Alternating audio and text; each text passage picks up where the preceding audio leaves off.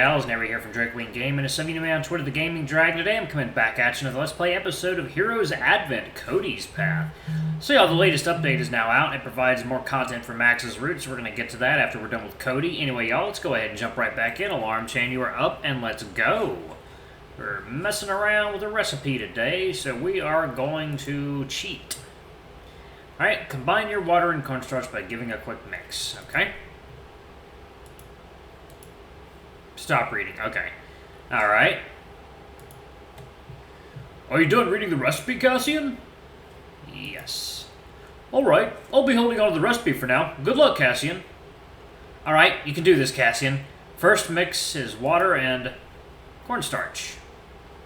Yep, so I'm going to be saving it piece by piece. Make sure I do it right.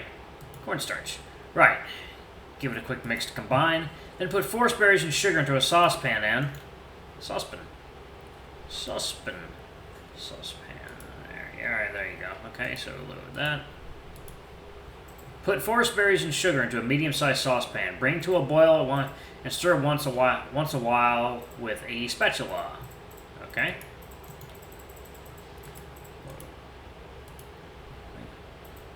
Boil, stir occasionally. Okay. Okay, sounds about right. Then add. Let's see that. Yeah, we're gonna do it, y'all. We're going to do it. Then add.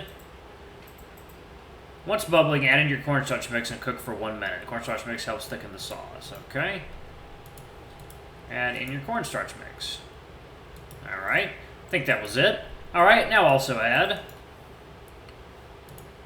Hey, y'all, we're doing it. We're winning by cheating. Add in your carrot, fruit zest, and juice. Give it a quick stir with a spatula. Okay. Says, sir. Wait. Let's see that again. What was that? Add in your carrot, fruit, zest, and okay. Add in both. Add in the zest and add in the juice. Okay. Add in the carrot, fruit, zest, and its sauce. Then give it a quick stir. All right. Okay. I think that's the mix done. Now, what do I do about the next mix? Okay, we're going to save that. We're going to go back and see what that says. Strain the mix into a bowl to get rid of the seeds and set it aside to cool down. Okay, strain. We're going to strain that motherfucker. Strain it. Okay, that takes care of the seeds. Do I cool it or heat it up again? Get that. Load that. Strain the mix into a bowl. Okay. You can also set it in a frigid box to cool faster. It's ready to use once at room temperature or below. Cool. Excellent. So, yes. Cool it. Alright. Okay. Looks like I'm done. Ooh, right on cue, Cassian. I think the others are nearly done. Well, that gives us some time to see if you've nailed the filling. Let me see. He stepped aside as Cody took a spoon to sample the cake filling he just made. Ooh, that's the stuff. Looks like you nailed it, Cassian. The balance between sweet and tart is just divine. Phew! Glad I did it. Honestly, I didn't really know what I was doing. I just tried following the recipe as closely as possible. And that's what did the trick, Cassian. You don't always need elaborated methods. I guess. Still, I'm glad I got this right. I got a really good teacher after all. Oh, thanks, Cassian. I'm really proud of you, too. Ah, I can smell the cake from here. Very fragrant. Quite so, boss. The recipe did call for quite a few floral ingredients after all. It should also be ready in a few. That's great. And how's that buttercream ash? Coming up quite nicely, sir. It's firm enough for use. I'll separate it into different bowls and add the coloring for decoration. Then we're progressing smoothly. The cream filling is also ready. Well then, boss, which of us would be the lucky gent to assemble the cake? Well, that lucky gent would be me, Tin.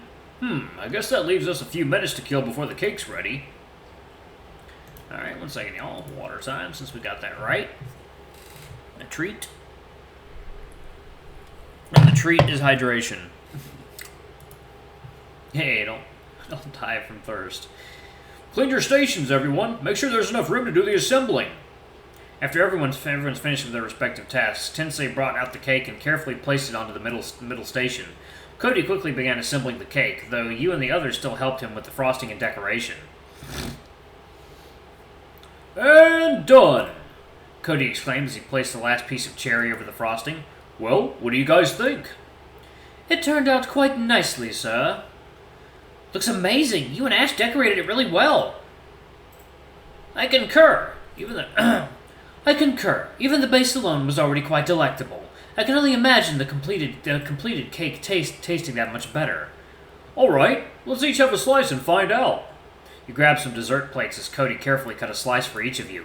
Everyone took a moment to admire the fruits of their labor before taking a spoonful. Mmm. The moist and fragrant sponge cake melted almost immediately in your mouth. The milky, creamy taste was mesmerizing, yet not too sweet. The floral aroma was quite strong, along with a tanginess that lingered in the aftertaste, but neither of which was too overbearing. It was very similar to Alyssa's cake, though you could tell there was still some missing components that held it back from being perfectly identical. Still, all in all, it was a very good cake. A satisfying late evening dessert to end the day on. This is really good, Cody. I mean, Lady Spring's recipe sure hits different. I agree. This turned out really nice, sir. It's still not as good as her cake. It's not? But we followed the recipe to a T, did we not, sir? Yeah, I don't get it either. What did we do wrong? Well, it's hard to explain, but there are a lot of dishes that will always turn out differently, even if you follow the recipe as precisely as you can. Precisely. If I may, from my personal experience, sometimes even the smallest personal touch that the chef imparts upon the dish can alone be what sets it apart. Yup, that's what I meant. Even so, it's still a very good end product, nothing to scoff at. Yep, it's a damn good cake. I bet Alex would love to buy this from you every day, like he said. I guess. Well, speaking of which, I should save some for him and Rye tomorrow. I'm sure they will enjoy it as much as we did, sir. I'd hope so. You then finished up your slice as everyone cleaned up their stations thoroughly. Okay, that should be everything. Nice work, everyone. Job well done. Yay! Thanks, guys, for staying here this late with me. You may clock out for the day now. Always glad to be of service, sir. Well, if you don't mind, I'll be taking my leave now. Take care, all. See you tomorrow, Ash. He sure is in a hurry. Perhaps he has places to be. Quite a busy man he's been as of late. That's true. I hardly get to talk to him at the tavern these days. Well, what about you, Tin? You don't seem to be in a hurry. He looked to the German shepherd as he patiently put his personal belongings back into a humble leather pouch, like the snow leopard who was scrambling to grab his things before bolting out the back door. I suppose it's not as urgent for me. As long as I return to my lady before midnight, she'd remain pleased. Huh? Where are you staying, Tensai? We have a place just outside the city. It's as nondescript as you can imagine, I'm afraid. We barely moved here not long ago, you see. That makes sense. Truth be told, I don't even know where Ash stays once he's clocked out for the day. I guess it just never came up in the conversation, and it's not like I would ever pry. Makes sense. Oh, excuse me. Well, I'll be off as well. Take care, Cassian and Cody. Second, water time.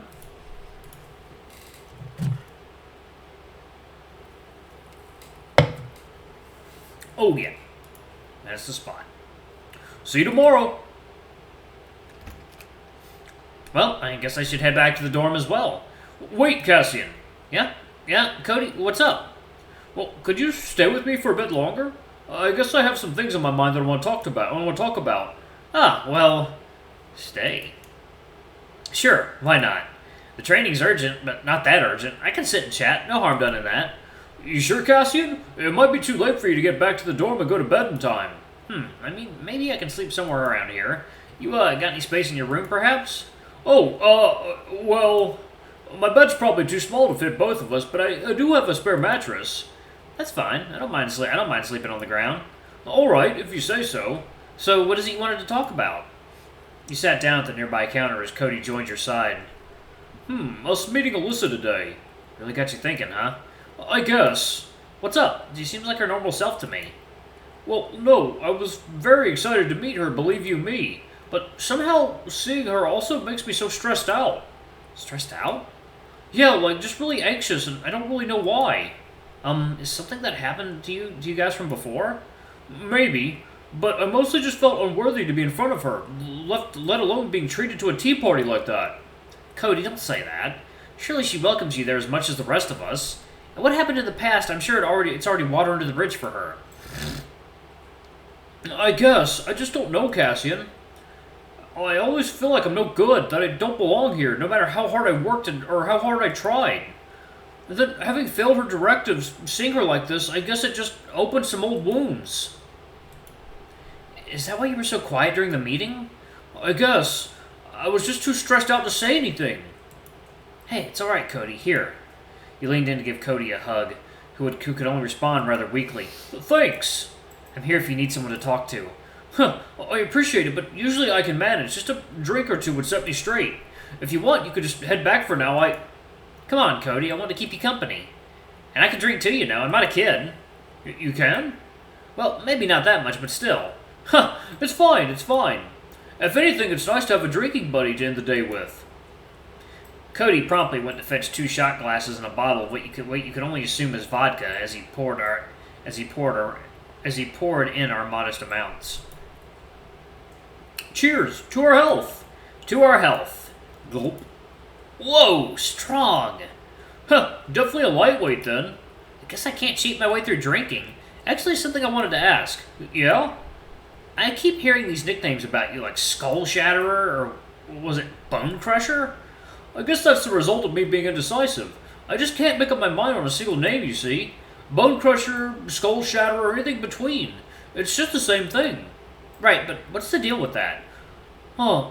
Oh, but back then that was back when I was a wrestler. Ooh, so your stage name? Yeah, you can call it that. Actually, it just reminded me of why I got that nickname in the first place. Ooh, do tell. Right, so where do I start? Cody then gave some context as to how he became a wrestler by chance. He just happened by an audition scene in the market district and was hired into the troupe. Since he was not doing so well with academy classes, he relied on this side act to vent a lot of stress and frustration, hence his aggressive demeanor on stage. So then this one time I was paired with this avian guy. You don't remember anything else about him at all? Not really. We all wore masks to stay anonymous. So this guy, he actually packed a bunch of celery along his back. Since it blended in with his feather, nobody really noticed. And we agreed that I'd do a tackle, then throw him to the ground and make it look like I cracked his back or something. Ugh. But I threw him a bit too hard that crushed all the vegetables, and he let out the most agonizing scream ever. Is he okay? Thankfully, he was just doing that for show. It did hurt his back a little bit, but he walked it off just fine. So you're saying because of all that cracking sound, people thought you shattered his skull or all his bones? At least what I imagined could have given people the idea. That's wild. I didn't know wrestling was more about acting than slapping people around. Oh, don't get it twisted, Cassian. Even if it's kind of an act, you definitely need to be fit or very strong to survive. Well, I stand corrected. Here, one more for the occasion. Bottoms up. The bear poured you another cup as you talked about various things. Mostly other incidents during Cody's wrestling career and how he transitioned into being a chef instead after having met a fellow wrestler that was a cook for a restaurant in Hanan. It seemed that encounter gave him quite the inspiration to then come under apprenticeship of the previous owner of this tavern. Before you knew it, hours had already gone by, and slowly your vision went blurry from intoxication. The last thing you remembered was trying to get off the stool, but you tripped and stumbled into either Cody or the counter and passed out.